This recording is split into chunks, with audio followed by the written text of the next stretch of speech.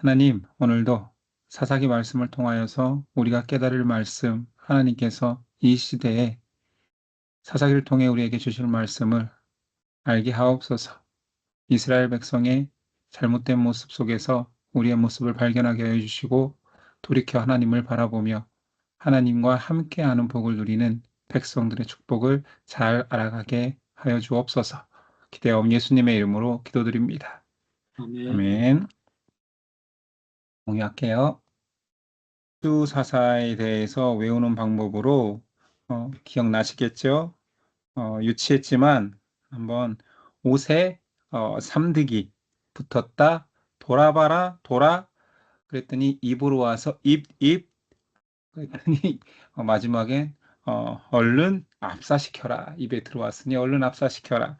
옷에 삼득이 돌아 입 얼른 압사 삼손까지 해서 우리가 12사사를 배웠는데 잠깐 언급했던 것 같아요. 사사기는 구분상 대사사와 소사사로 나누는데 기본적으로는 분량인데 그 분량이 평화로울 때 재판관의 역할을 하는 사사들은 그냥 소사사로 분류하는 거예요. 왜 그러냐면 위기에서 이스라엘을 구해내지 않았으니까 양도 별로 없고 평화할 때의 사사들은 그런 내용이 별로 없어서 소사자. 그러나 대사사는 위기에 닥쳤을 때 단지 재판관의 역할뿐만 아니라 장수의 역할까지 해서 이스라엘을 구원해냈기 때문에 그 활약상도 많이 등장하고 그런 전쟁 영웅의 역할도 했기 때문에 대사서라 구분하였고 딱 6명씩 갈라지는 것 같아요. 자, 온니엘, 에훗, 드보라, 기드온, 입다, 삼손. 여기 있는 사람들이 사실은 우리가 익숙한 그다음에 교회 학교나 설교 중에 많이 언급된 사람들이 이 대사사였고요. 소사사라고 해서 삼갈, 돌라, 야일, 입산, 엘론, 압도는 별로 언급되지 않고 있죠. 자, 우리 사사기의 전반적인 개요를 했지만 한번 특징을 보면 자, 사사들이 활동한 지역, 배출한 지파를 보는데 사실은 그 유다를 대표하는 지파가 이 남유다잖아요. 남유다 그리고 북쪽을 대표하는 지파가 요셉 지파인 에브라임하고 므낫세 지파예요. 그런데 딱 봐도 사사의 대부분이 유다 지파 첫 번째 사사인 온니엘을 제외하고는 전부 다 북사사의 전부 다 북사사예요. 그렇죠. 남쪽에 왜 사사가 한 명밖에 없었느냐 할 때 이제 많은 신학자들은 이것도 의미를 둬요. 구약의 역사는 유다 중심의 역사입니다. 그래서 남쪽을 대표하는 유다 중심의 역사로 왜 기억되느냐? 유다 지파에서 누가 나오죠? 이스라엘이 진정한 왕이라 여겼던 다윗이 나오죠. 다윗 왕이 그들한테는 제 민족적 자긍심인 거예요. 그리고 영적으로는 이 다윗 유다 지파에서 예수 그리스도가 출생하잖아요. 첫 번째 왕은 사울이었습니다. 사울은 베냐민 지파예요. 그래서 사실은 베냐민 지파도 중간 역할을 하고 있다고는 했지만 북이스라엘과 남유다로 갈라질 때에 북쪽에 지파에 속하기 때문에 어찌됐든 중간 입장에 있던 베냐민이 있긴 하지만 어찌됐든 역사는 유다 중심의 역사, 긍정적으로 보는 것은 남쪽인데 그러면 왜 긍정적이면 사사가 유다 지파에서 많이 나오거나 남쪽 지파에서 나와야 되는데 다 북쪽이냐? 알다시피 사사는 불순종의 역사입니다. 나왔잖아요. 사사기 죄의 악순환이 계속되는데 이 불순종의 역사에 선봉에는 북이스라엘의 리더들이 많았다라는 것을 좀 강조하는 것도 있는 거죠. 북쪽을 까는 거예요. 북쪽 지파는 항상 불순종하고 실패를 이끄는 지파다라는 개념이 강한 거죠. 남쪽은 긍정적으로 항상 드러내고 땅 분배에서도 유다 지파 먼저. 다음에 오늘 사사기 처음 시작할 때에도 유다 지파는 긍정적으로 시작하는 모습이 등장합니다. 자, 한번 본격적으로 우리 한번 이제 사사기 내용을 들어가 볼까요? 1장 장제목은 여호수아의 죽음과 유다 지파의 승전입니다. 벌써 처음부터 유다 지파를 부각시키고 있죠. 자, 1, 2절. 여호수아가 죽은 후에, 자, 여호수아가 죽은 이후에 시대를 사사 시대의 중간 시대라고 하고 그 다음에 이제 왕정 시대로 넘어가겠죠. 이스라엘 자손이 여호와께 여쭈어 이르되 우리 가운데 누가 먼저 올라가서 가나안 족속과 싸우리이까? 여호와께서 이르시되 유다가 올라갈지니라. 보라, 내가 이 땅을 그의 손에 넘겨 주었노라 하시니라. 큰 가나안의 큰 나라 전쟁은 여호수아 때 끝났고 이제 땅 분배가 끝난 이후에 음, 몰아내지 못한 여러 그 가나안 족속들이 남았을 때 그들을 해결하는 것은 이제 지파별 싸움이라고 했잖아요. 그래서 처음으로 싸움을 하나님께서 명령한 것은 선봉과 같은 역할을 하는 유다 지파에게 올라가라고 합니다. 그래서 유다 지파가 어떤 전쟁을 먼저 하냐면 시므온 지파와 연합을 해서 전쟁을 일으킵니다. 3절 이하죠. 유다가 그 형제 시므온에게 이르되 내가 제비 뽑아 얻은 땅에 나와 함께 올라가서 가나안 족속과 싸우자. 그리하면 나도 내가 제비 뽑아 얻은 땅에 함께 가리라 하니 이에 시므온이 그와 함께 가니라. 연합군을 형성한 거죠. 유다가 올라가매 여호와께서 가나안 족속과 브리스 족속을 그들의 손에 넘겨주시니 그들이 베색에서 만명을 죽였네요. 그리고 또 베색에서 아도니 베색이라는 사람을 뭐 장수와 같겠죠. 만나 그와 싸워서 가나안 족속과 브리스 족속을 죽이니 아도니 베색이 도망하는지라 그를 쫓아가서 잡아 좀 잔인한 짓을 하는데 엄지 손가락과 엄지 발가락을 자르매 그 이유가 밑에 등장합니다. 아도니 베색이 얼마나 잔인했는지 이르되 옛적에 70명의 왕들이 그들의 엄지손가락과 엄지발가락이 잘리고 내 상 아래에서 먹을 것을 줍더니 하나님이 내게 행한 대로 내게 갚으심이로다 하니라. 무리가 그를 끌고 예루살렘에 이르렀더니 그가 거기서 죽었더라.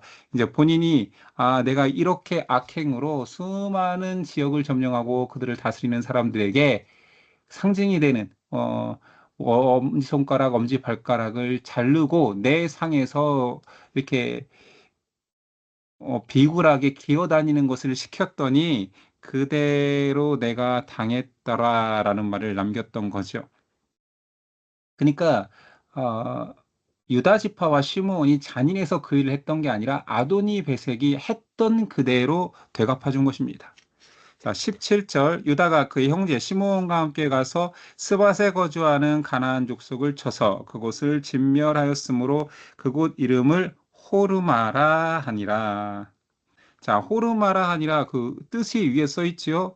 그곳을 진멸하였으므로 그래서 호르마 뜻이 바로 진멸입니다. 여기서 여호와의 능력으로 이겼다, 진멸하였다, 그리고 그 땅을 호르마라 칭했답니다. 자, 그래서 이런 결과들을 연합군을 형성해서 유다 지파와 시므온 지파가 이긴 여기까지는 꼭 여호수아 연장선상 같아요. 하나님과 함께 하심에 하나님께서 가라 하셔서 가서 이겼더라 이런 내용이잖아요. 유다 지파는 계속 긍정적으로 한 일을 사사기에도 등장합니다. 자, 유다 지파가 또 어디를 점령했느냐? 예루살렘과 헤브론을 점령합니다. 예루살렘은 나중에 통일 이스라엘의 통일 수도죠. 헤브론은 남과 북으로 이스라엘이 나뉘었을 때 남쪽 수도입니다. 그러니까 중요한 지역, 두 지역을 벌써 지파전쟁에서 이겼다는 지도 한번 볼까요? 지도에 예루살렘. 자, 예루살렘은 제가 앞에서 설명했지만 베냐민 지파 쪽에는 북 예루살렘이 있고 유다 지파 쪽에는 남 예루살렘 같이 경계에 있어요. 근데 이 남쪽 예루살렘을 유다 지파가 점령했다라는 이야기를 하고 있는 거고요. 자, 유다 지파의 핵심 지역은 지금은 예루살렘이 아니라 헤브론입니다. 헤브론이 이 수도와 같은 역할을 하고 있는 거죠. 유다 지파의 수도. 자, 8절이야. 유다 자손이 예루살렘을 쳐서 점령하여 칼날로 치고 그 성을 불살랐음에 그의 유다 자손이 내려가서 산지와 남방과 평지에 거주하는 가나안 족속과 싸웠고 유다가 또 가서 헤브론에 거주하는 가나안 족속을 쳐서 세세와 아이만과 달메라는 장수나 이제 부족의 대표를 죽였더라. 헤브론의 본 이름은 기럇 아르바였더라. 앞에서 계속 언급했던 내용이죠. 헤브론 기럇 아르바. 자, 기럇이라는 뜻이 성읍이란 뜻이에요. 그래서 아르바라는 족속의 성읍, 아르바의 성읍. 기럇 세벨이 나오잖아요. 똑같겠죠? 세벨의 성읍, 기럇 세벨. 이것은 헤브론을 갈렙에게 자, 저 땅을 헤브론이라는 강대한 이스라엘 족속이 살고 있는 이 땅을 누가 가겠느냐 했을 때, 아니죠. 이건 여호수아 때죠. 그리고 그 전에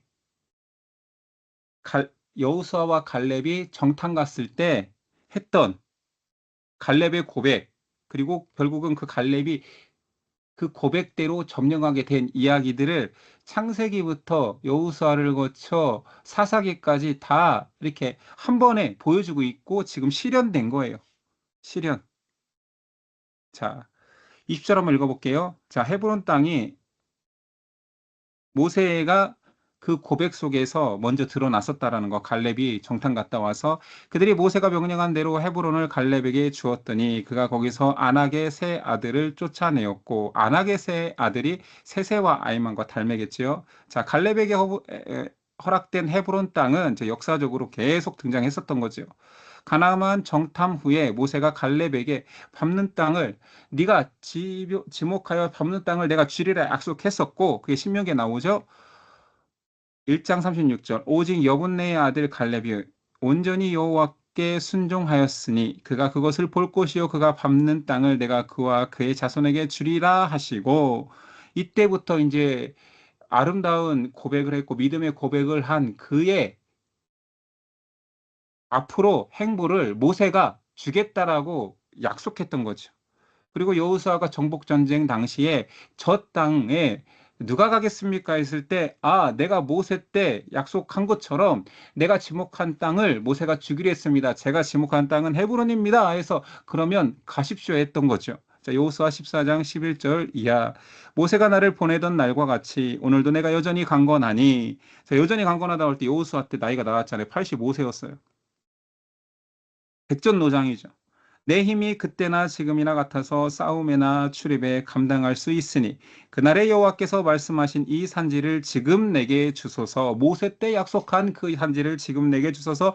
당신도 그 날에 들으셨거니와 그곳에는 아낙 사람이 있고 그 성읍들은 크고 견고할지라도 여호와께서 나와 함께 하시니. 여호수아의 주제가 나오네. 여호와께서 함께 하시면 전쟁에서 순종하면 이긴다. 여호수아 주제가 여기서 딱 등장하면서 여호와께서 말씀하신 대로 그들을 쫓아내리이다 하니 라고 해서 자, 유다 지파가 예루살렘 그리고 유다 지파에 속한 갈렙이 헤브론 이렇게 전쟁에서 승리하고 순종으로 이끌었던 것을 아름답게 사사기에서는 시작하지만 이제부터 이제 물론 밑에 온니엘을 통해서 또 아직은 유다 지파의 승리를 계속 기록하겠지만 간간히 이제 실패하는 것이 나올 텐데 예루살렘은 온전히 지배한 게 아니에요. 자, 베냐민 자손하고 경계라고 했잖아요. 베냐민 자손은 당연히 북쪽이겠죠.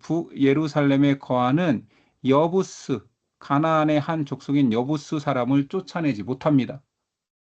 다 유다와 같지 않다라는 것을 지금 계속 얘기하는 거예요.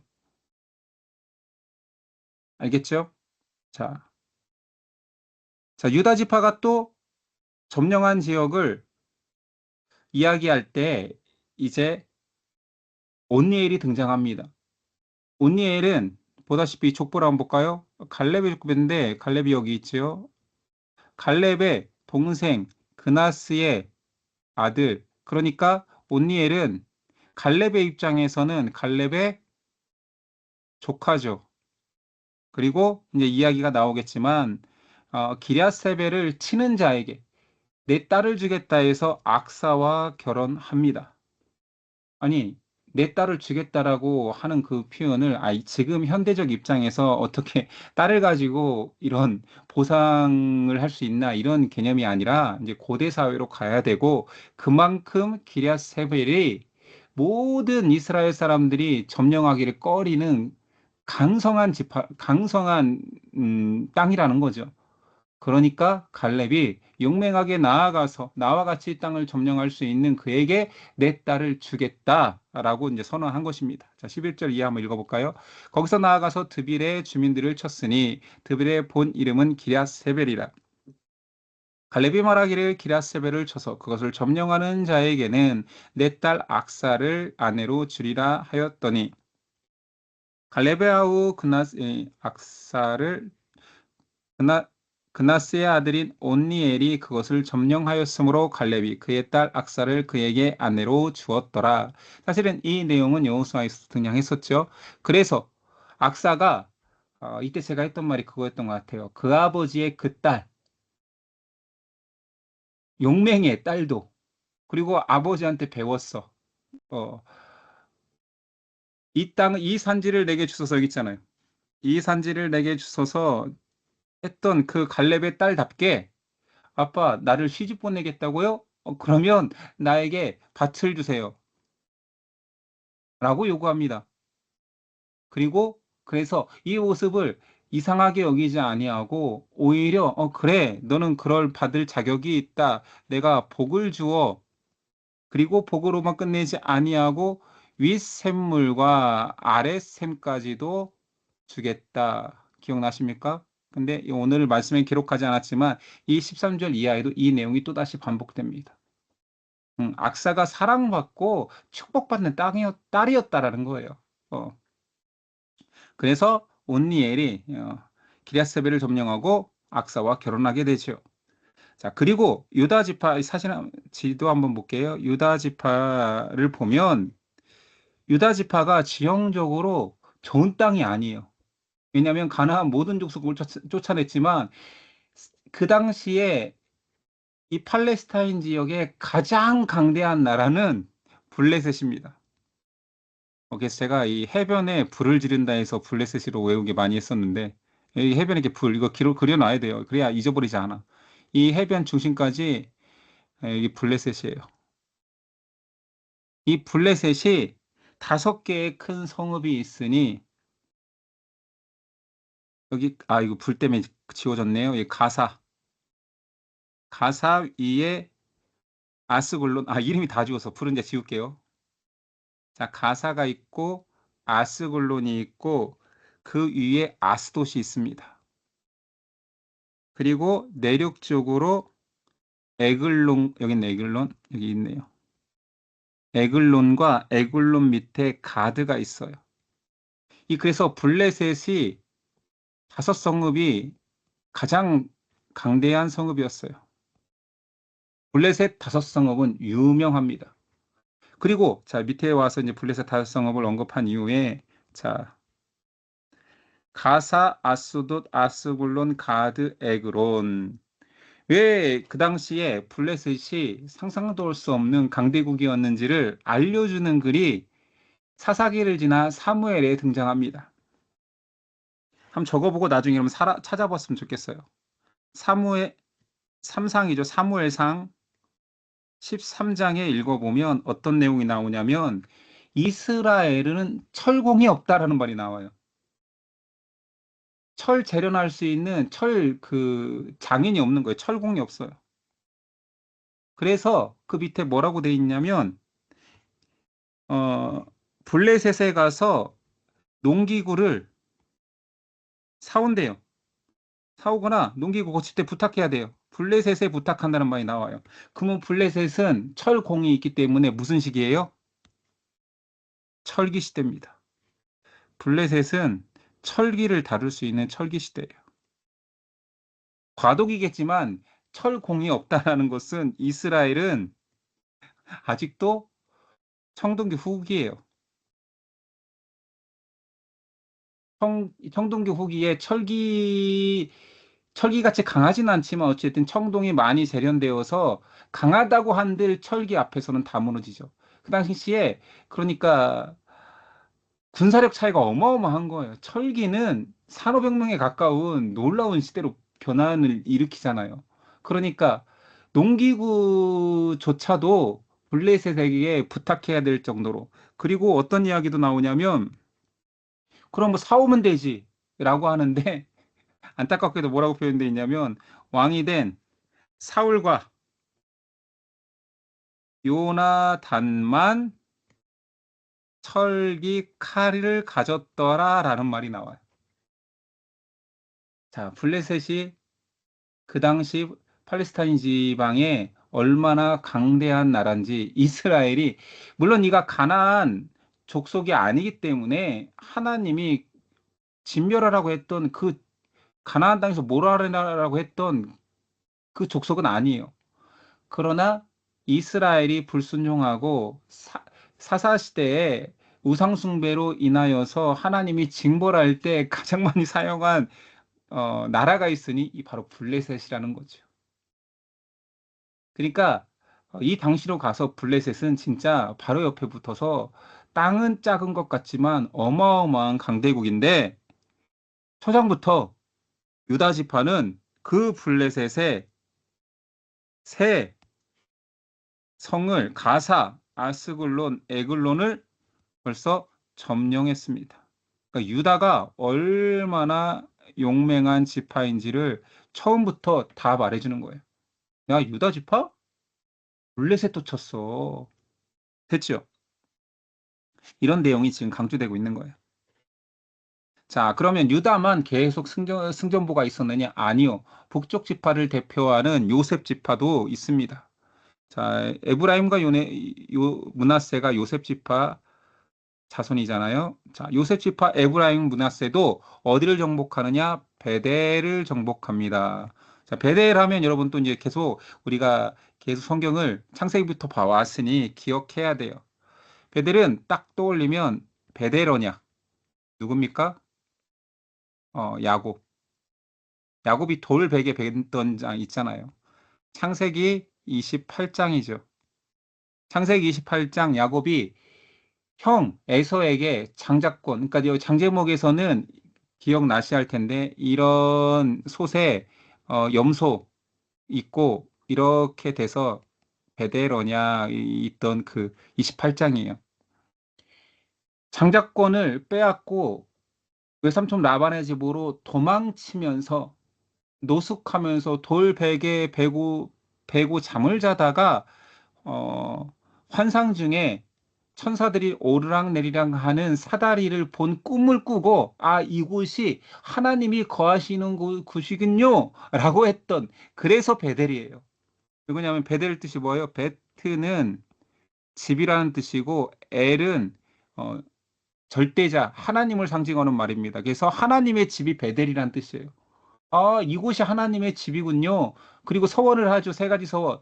내가 평생 하나님을 주로 삼고 이 내가 돌 베개를 세웠던 이 자리에 하나님의 집을 삼고 11조를 드리겠습니다. 종으로 살겠습니다 했던 그 베델 서원이 있었던 그 베델이에요.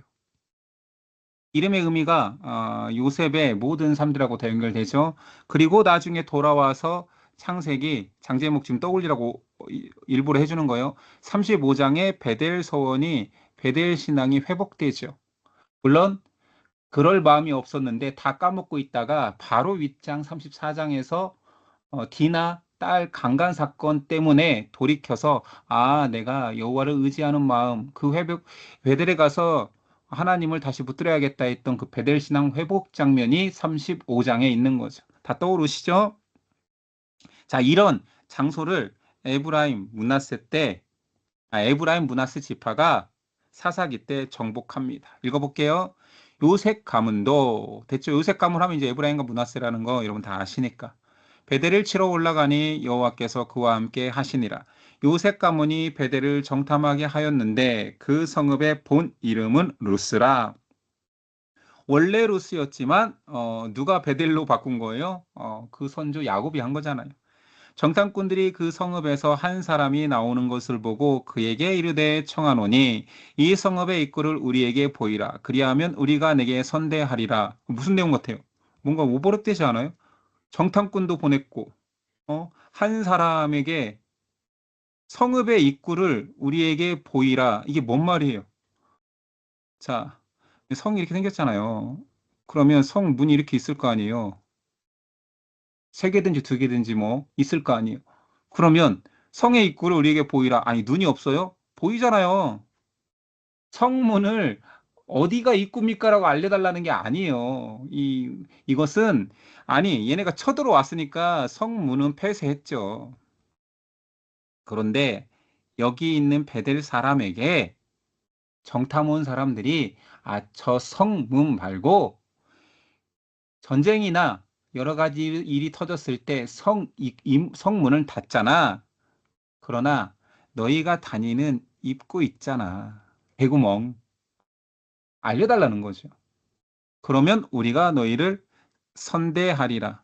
떠오르는 사람 없습니까? 여호수아 때 라합 사건하고 똑같잖아요. 정탐꾼이 와서 어, 호의를 베풀면 선대하리라. 살려주리라. 실제로 살려줬고 점령했고 살려줍니다. 어, 이런 것은 계속 반복되고 있는데 이것을 통해서 알 수 있는 것은 이방인이지만 하나님 백성으로 들어올 수 있는 여지가 있었다라는 거예요. 계속 막혀 있지 않았어요. 하나님의 백성들을 선대한다라는 것은 그의 신을 의지하고 그들이 믿는 하나님을 믿는 사람들을 하나님은 믿을 수 있는 길을 열어주셨다라는 거죠. 그래서 당연히 그들은 구원받았다라는 거죠. 그 사람이 성읍의 입구를 가리킨지라 이에 그들이 칼날로 그 성읍을 쳤으되 오직 그 사람과 그의 가족들을 놓아 보내매. 라합의 가족하고 똑같지요. 그 사람이 햇사람들의 땅에 가서 성읍을 건축하고 그곳의 이름을 루스라 하였더니 오늘까지 그곳의 이름이 되니라. 자, 이제 유다 지파에 사실은 성공기가 나와 있고 그 다음에 뭐 요셉 지파도 베델을 통하여서 성공을 하였으나 문제는 땅 분배를 받은 다른 지파들이 다 위와 같지는 않았더라.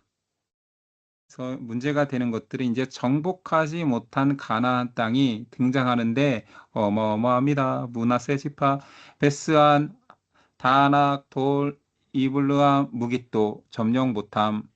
에브라임, 겟셀 점령 못함. 스불론, 기드론, 나할룰 점령 못함. 아셀 지파, 악고, 시돈, 알랍, 악십, 헬라, 아빅, 르홉 점령 못함. 납달리 지파, 베세메스, 벤 아낫 점령 못함. 단 지파, 아모리 점령 못함.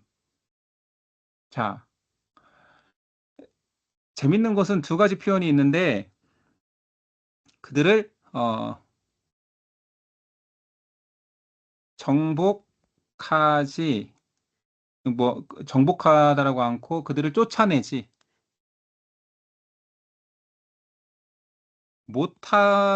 못하였더라도 있지만 쫓아내지 아니하였다도 있습니다. 능력이 안 돼서 쫓아내지 못했다고 할 수 있지만 언제는 능력이 있어서 하나님 말씀에 순종해서 몰아냈습니까? 어, 그리고 아예 그럴 마음도 없는 상태도 드러나는 거예요. 못하였더라도 있지만 아니하였더라가 계속 여기서 반복적으로 사용되고 있습니다. 하나님이 염려했던 가나안과의 동거가 시작된 거죠. 갈등 요소인 거예요. 갈등 요소. 이 갈등 요소는 같이 살면 생길 수밖에 없기 때문에 하나님이 금지했던 것은 가나안 여인과의 혼인도 금지했었지요. 이 갈등 요소는 어디서 생기느냐? 이제 우상, 그들이 신뢰하는 우상도 공유하기 시작합니다. 이것이 이렇게 이어지는 거죠. 자, 우상을 섬기는 이스라엘의 시작은 가나안 사람들과 같이 살면서 시작되는 거예요. 자, 2장 장제목은 우상을 섬기는 이스라엘입니다. 앞에서 봤던 죄의 악순환의 시작이죠. 이제 이게 등장하는 거예요. 죄의 악순환을 이제 보여줄 거예요. 죄악순환인데 빼먹었네요. 자, 그들의 죄의 상징적인 것이 포악함과 우상숭배였댔잖아요. 한번 볼까요? 어떻게 시작됐는지 1절에서 5절. 여호와의 사자가 길갈에서부터 복임으로 올라와 말하되, 이제 여호와의 사자가 좋은 얘기해 주러 온 게 아니라 이들의 불순종을 책망하기 위해 오셨어요. 어디서 왔느냐? 길갈. 자, 우리 복습 한번 해볼까요? 길갈은 여호수아에서 굉장히 중요한 땅이었습니다. 요단강을 건너자마자 길갈에서 12돌비를 세웠었죠. 기억나죠? 요단도와 12돌비 여호수아 4장 장제목입니다. 그리고 여호수아 바로 5장에는 길갈에서 할례를 행했고 그 다음에 세 번째 유월절을 했던 곳. 그래서 은혜가 강조되고 하나님의 은혜의 확신을 주었던 그 길갈에서 여호와의 사자가 복임으로 올라왔어요. 복임은 여기 지도에 있으니까. 자, 올라왔다는 표현은 여기가 산맥이기 때문에 이게 중앙 산지길이거든요. 산지예요, 산지 이렇게. 그래서 위로 올라갔다는 의미가 아니라 산 쪽으로 올라갔다는 의미예요. 그래서 이렇게 베델과 실로 사이에 얘가 있습니다. 복임으로 왔다라는 거죠. 자, 복임으로 올라와서 말하되 내가 너희를 애굽에서 올라오게 하여 내가 너희의 조상들에게 맹세한 땅으로 들어가게 하였으며 또 내가 이르기를 내가 너희와 함께한 언약을 영원히 어기지 아니하리니 너희는 이 땅의 주민과 언약을 맺지 말며 이 말 자체가 지금 책망이에요. 니네 맺었다라는 거예요. 그들의 제단을 헐라 하였거늘 너희가 내 목소리를 듣지 아니하였으니 벌써 불순종하였으니 어찌하여 그래야 하였느냐. 벌써 시작된 거죠. 불순종이. 그러므로 내가 또 말하기를 내가 그들을 너희 앞에서 쫓아내지 아니하리니 이제 징계가 시작되는 겁니다. 너희 옆구리에 가시가 될 거야. 그들의 신들이 너희에게 올무가 될 거야. 여호와의 사자가 이스라엘 모든 자손에게 이같이 말씀을 이름해 백성이 소리 높여 운지라. 자, 악순환 기억나십니까? 이 악순환의 그림을 봐야 돼요. 자, 이거는 끝날 때까지 계속 익숙해져야 돼요. 죄 우상이었죠. 우상 숭배. 그래서 너 옆구리에 가시 내가 줄 거야. 그럼 니네가 운다. 여기까지 이야기한 거예요. 니네 울리라. 니네가 약속을 깨고 우상에 빠졌으니 니네 울리라. 근데 진짜 울고 있어 이제. 그러므로 그곳의 이름을 복임이라 한대요. 우니까 복임이래요. 복임의 뜻이 나오겠지요. 그들이 거기서 여호와에게 제사를 드렸더라. 복임 뜻은 우는 자들. 울고 있어 이 사람. 지금 보여? 울고 있어. 지금 눈물이 흘러야 되는데 다 울고 있어. 여기가 어디라고? 복임. 회개의 장소라기보다는 징계받아 울고 있는 거예요. 징계받아 책망하여서 울고 있습니다. 이런 거. 자, 그래서 말하는 거예요. 너희가 이런 징계를 받은 이유는 은혜를 망각했기 때문이다. 말합니다. 자, 8절이야. 여호와의 종 눈의 아들 여호수아가 110세의 죽음에 지금 여호수아 때랑 다르다라는 걸 말하고 싶은 거예요. 이걸 또 여호수아의 죽음 이야기하는 게 아니라 무리가 그의 기업의 경내 에브라임 산지 가앗산 북쪽 딥낫 헤레스의 장사하였고 그 세대 사람도 그 세대 사람들 여호수아 세대 사람은 다 조상들에게로 돌아갔고 그 후에 일어난 다른 세대는 여호와를 알지 못하며 여호와께서 이스라엘을 위하여 행하신 일도 알지 못하였더라. 이게 이제 치명적인 문제가 발생한 거죠. 여호수아 때는 그 세대 사람들은 알았는데 여호와의 역사하심과 인도하심을 알았는데 그 세대가 죽으니 모든 은혜를 망각하고 여호와조차도 알지 못하는 세대가 된 거예요. 비교해 볼까요? 여호수아 24장 9절이야. 이일 후에 여호와의 종 눈의 아들 여호수아가 110세에 죽음에 자 똑같은 이야기를 하는데 여호수아에서 뭐라고 말해요? 그들이 그를 기업의 경내에 딥낫세라, 딥낫 헤레스와 딥낫세라 똑같은 장소예요. 장사하였으니 딥낫세라는 에브라임 산지 가스산 북쪽이었더라. 이스라엘이 여호수아가 사는 날 동안 여호수아 뒤에 자 생존한 장로들이 여호와께서 이스라엘 위해서 행하신 모든 일을 아는 자들이 사는 날 동안 여호와를 섬겼더라. 여호수아를 기점으로 여호수아와 같이 했던 자들, 여호수아와 하나님의 역사하심을 기억했던 자들은 여호와를 기억하고 행하신 일을 알기 때문에 여호와를 섬겼는데 여호수아의 죽음을 기점으로 110세에 죽은 이후에 딥낫 헤레스에서 장사한 이후에 이거 너무 다르다. 완전 다르다. 망각하였다. 이유는 알지 못하는 세대와 아는 세대의 차이를 나타내 주죠. 근데 하나님은 이스라엘 백성이 항상 이럴 것을 알았기 때문에 모세오경에 율법을 주면서 수도 없이 강조하고 은혜를 기억하는 장치로 준 것이 절기. 그래서 절기 그렇게 외우고 3대 절기, 7대 절기, 여호와의 날, 안식일 계속 강조하는 거예요. 왜 그러냐면 망각할 걸 아셨기 때문에. 알지 못하는 거예요. 알지 못해.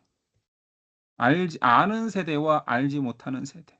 자, 이걸 현대적으로 말한다라면 지금 우리가 절기를 지키지 않잖아요. 현대적으로 강조하는 것은 절기 때도 사실은 은혜를 기억하라는 거였기 때문에 이 모든 것들이 예배인 것입니다.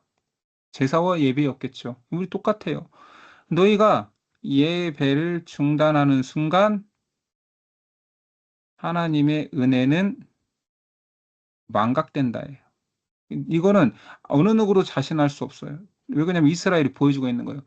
예배를 중단하는 백성은 계속 망각합니다. 심지어 나중에 뭐까지 망각한다고요? 하나님의 존재도 몰라요. 그래서 우리는 계속 하나님께서 율법을 통하여서 내 은혜를 기억하는 절기를 3대 절기 속에서 7대 절기 속에서 안식을 통해서 안식년을 통해서 희년을 통해서 하나님의 은혜를 기억하라 계속 강조하고 있는 거지요. 자, 치명적인 그들의 우상 숭배는 바로 누구였느냐? 바알과 아스다롯을 섬기는 것입니다.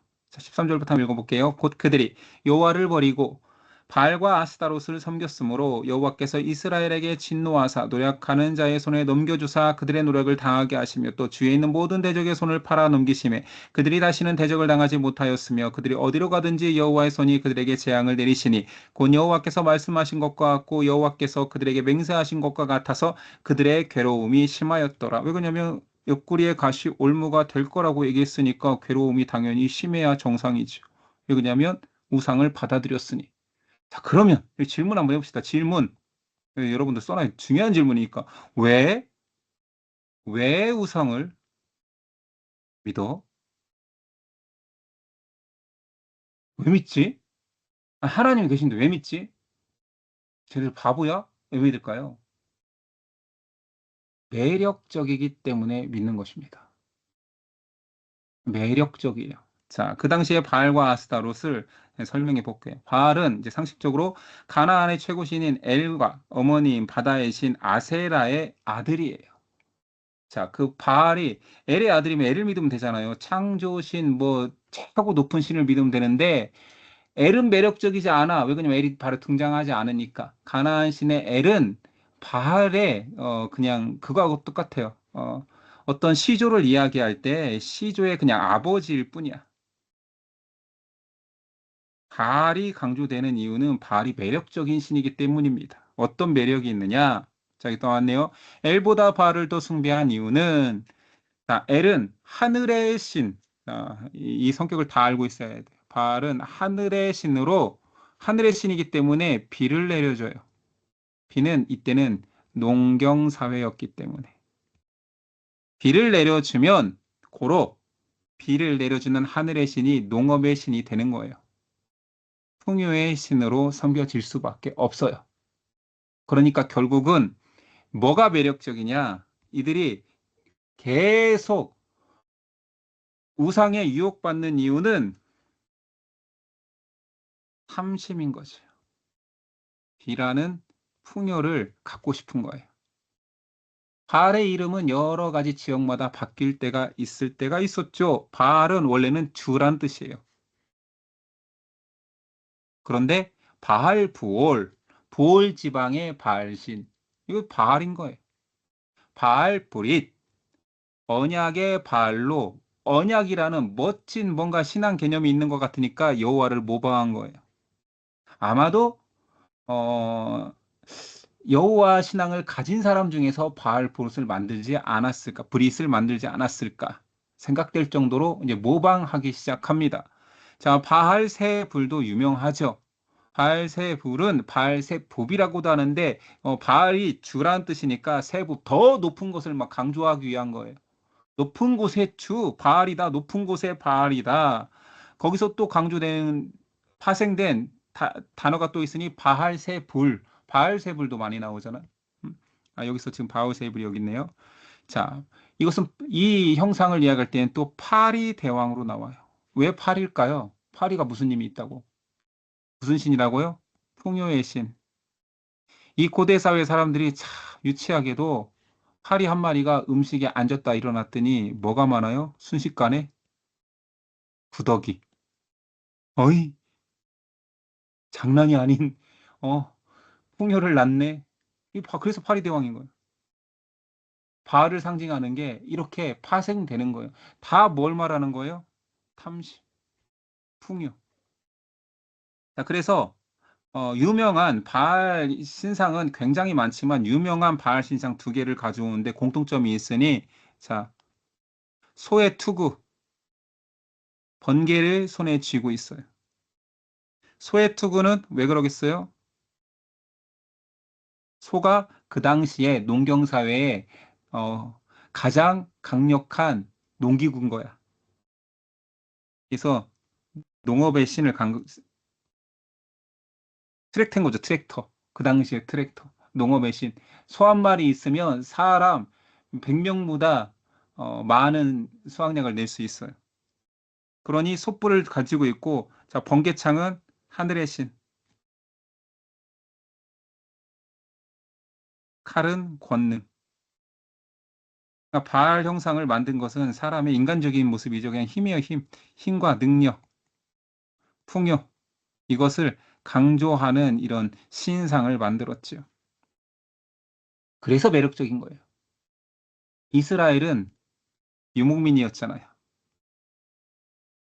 정착하고 있는 그들은 농경사회예요. 누가 봐도 이들이 문화적으로 월등히 앞섭니다.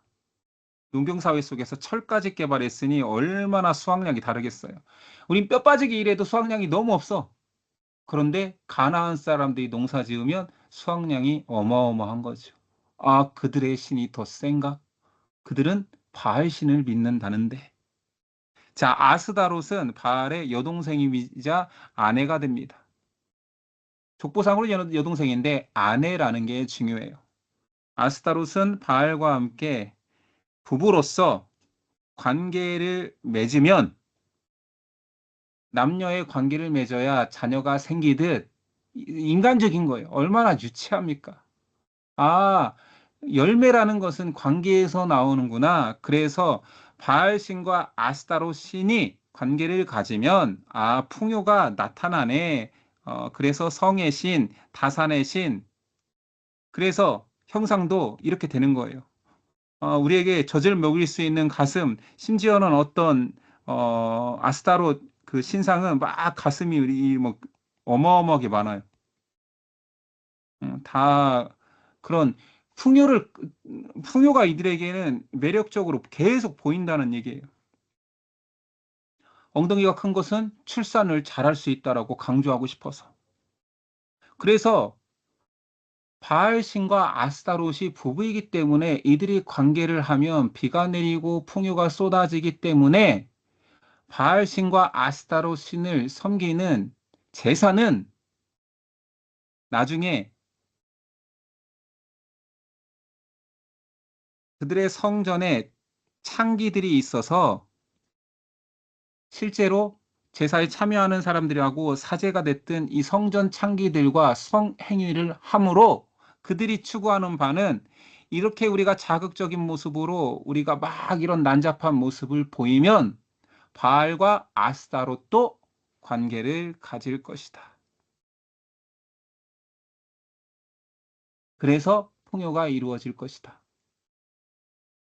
매력적인 이유는 정욕적이고 이것 자체도 막 성전 창기와 그런 놀아나는 것들이 끌리기도 하지만 결국은 그런 행위를 통하여서 풍요도 쏟아진다고 하니 매력적인 거예요.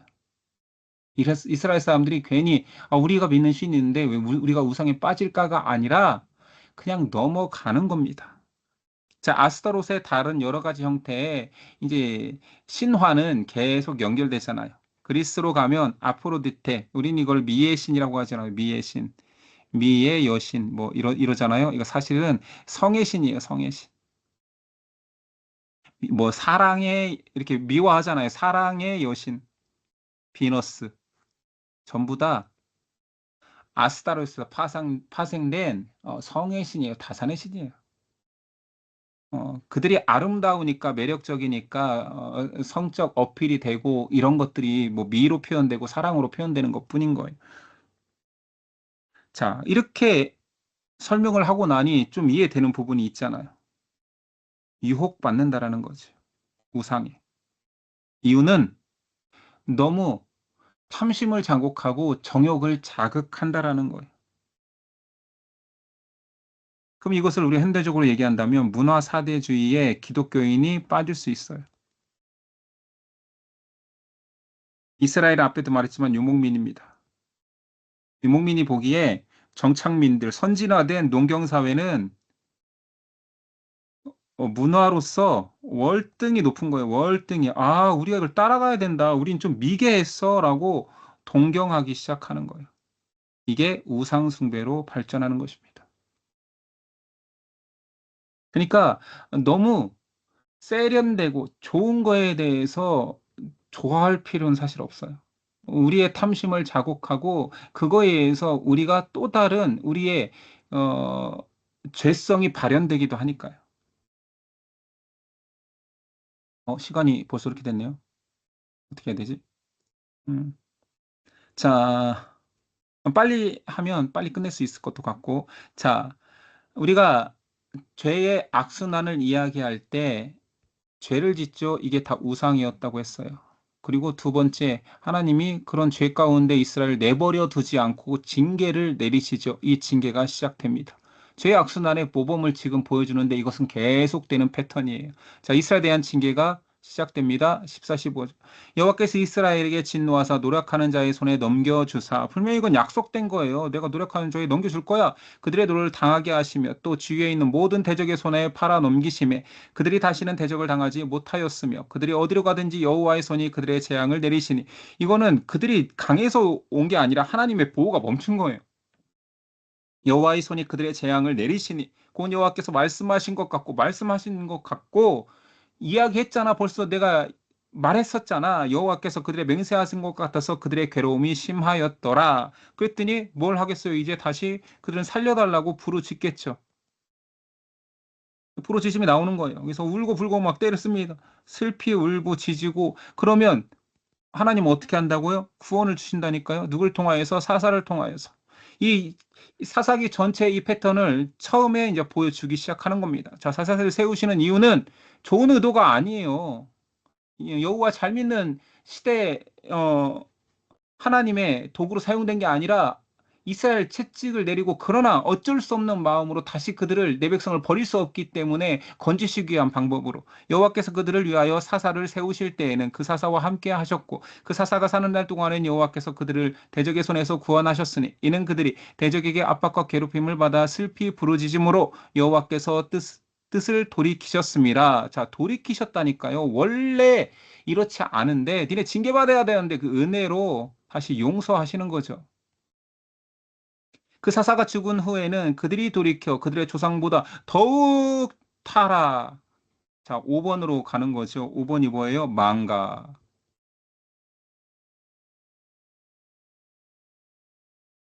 더욱 타락하여 다른 신들을 따라 섬기며 그들에게 절하고 그들의 행위와 패악한 길을 그치지 아니하였으므로 여호와께서 이스라엘에게 진노하여 이르시되 이 백성이 내가 그들의 조상들에게 명령한 언약을 어기고 나의 목소리를 순종하지 아니하였은즉 나도 여호수아가 죽을 때에 남겨둔 이방 민족들을 자 하나님께서 그들을 통하여서 자 순종하는 백성을 위해서 사실은 남겨두신 거예요. 남겨두신 거. 남겨두신 다시는 그들 앞에 하나도 쫓아내지 아니하리니 이는 이스라엘이 그들의 조상들을 지킨 것과 같이 나 여호와의 도를 지켜 행하지 아니하나 그들을 시험하려 그들을 훈련하려 함이라 하시니라. 근데 이 훈련에 다 넘어지는 거죠. 그래서 이스라엘 시대에 가장 잘 표현하는 것은 이 죄의 악순환. 자, 가고 또 가고 또 가서 다시 죄로 돌아오고 또 가고 또 가고 또 가. 여기 있네요. 여기. 사사기 악순환. 죄로 시작해서 압제, 간구, 구원, 망각, 죄, 압제, 간구, 구원, 망각, 죄 계속 돈다라는 얘기. 이게 2장까지의 내용입니다. 자, 그러면 이런 힘든 상황에서 은혜를 깨닫고, 자, 구원하신 은혜를 깨달아서 하나님을 잘 믿는 백성이 되면 좋으련만 사사기에는 이런 내용이 나오지 않고 계속 악순환만 나오고 있습니다. 자, 공의를 중지하고 오늘 내용을 한번 나누어 볼게요. 장제목은 안 해도 됩니다. 1, 2장밖에 안 나갔으니까 다음 시간에 같이 중심도 나간 이후에 장제목을 우리 하도록 하고요. 오늘 1, 2장 퀴즈만 좀 해볼게요. 자, 유다 지파가 함께 올라가서 가나안을 점령하자고 처음 요청한 지파는 시몬. 네, 유다 지파와 거의 어, 함께 묶여 있는 유다 지파 안속에 있는 그 시므온 지파와 같이 전쟁을 치러서 승리를 했었죠. 유다 지파와 시므온 지파가 점령하고 지은 땅의 이름은 진멸이라는 뜻입니다. 진멸. 오르막. 예, 호르마. 자, 유다 지파가 점령한 헤브론의 원래 이름은 기럇 아르바. 기럇 아르바 헤브론. 자, 갈렙이 기럇 세배를 쳐서 점령하는 사람에게 어떤 상을 준다고 했나요? 딸을 주리라. 예, 좀 웃기긴 하죠. 딸이 상이야. 딸과 결혼을 시켜주겠다. 자, 갈렙이 그 말을 듣고 기럇 세배를 쳐서 갈렙의 말을 듣고 기럇 세배를 쳐서 딸과 결혼한 남자는 온니엘. 예, 온니의 조카이면서 사위가 된 그리고 첫 번째 사사가 된 온니의 요셉 가문은 어디를 공격하여 땅을 취했습니까? 베델. 네, 베델. 여호와의 사자가 언약을 기억하게 하기 위해 길갈에서부터 어디로 왔습니까? 복임. 그렇죠. 울었잖아요, 거기서. 우는 자들이란 뜻의 복임. 이스라엘 백성이 섬긴 이방신의 이름은 바알, 아스다롯. 예, 바알과 아스다롯. 여호수아 이후 이스라엘 백성이 여호와를 떠나 고난을 당할 때 하나님은 어떤 사람을 세워서 이스라엘을 구원하시는가? 사사. 예, 그렇죠. 사사. 이게 오늘 내용이었습니다. 잘 기억하고 계시네요. 자, 다음 장제목은 다음 시간부터 하면 될 거고, 사실은 이게 사사기를 보는 관점은 우리가 너무 멀리서 보면 안 돼요. 이스라엘 못난 놈들로 보면 안 되고, 왜 그들이 그러해야 했는가? 과연 우리가 그 시대를 살았으면 아니면 사사기적 요소가 지금 우리가 살고 있는 이 땅에는 없는가? 나는 그 모든 죄 가운데에서도 신실하게 하나님께 순종하는 사람인가를 점검하는 말씀으로 보면 될 것 같습니다. 제가 기도하고 마치도록 할게요. 하나님, 계속되는 죄악 속에서도 하나님은 그 백성을 포기하지 아니하시고 용서하시고 또 구원의 손길을 내미시고 망각하는 백성에게 또 그 말씀을 기억할 수 있는 사사를 보내주시고 그러나 또 말씀을 잃어버린 백성을 부모와 같은 마음으로 징계하시지만 또 다시 붙잡아 주십니다. 지금 우리 개인의 모습이 아닌가 합니다. 그 은혜가 아니고서는 벌써 하나님을 떠날 수밖에 없는 우리를 계속 붙들어 주셔서 감사합니다. 말씀 속에서 내 모습을 반추하고 하나님의 은혜를 기억해내는 우리 되도록 도와주옵소서. 그리고 그 모든 과정이 또다시 반복이 아니라 죄 가운데 회개하고 돌아와 하나님의 은혜를 더 강력히 붙드는 믿음 될 수 있도록 도와주옵소서. 기대하며 예수님의 이름으로 기도드립니다. 아멘.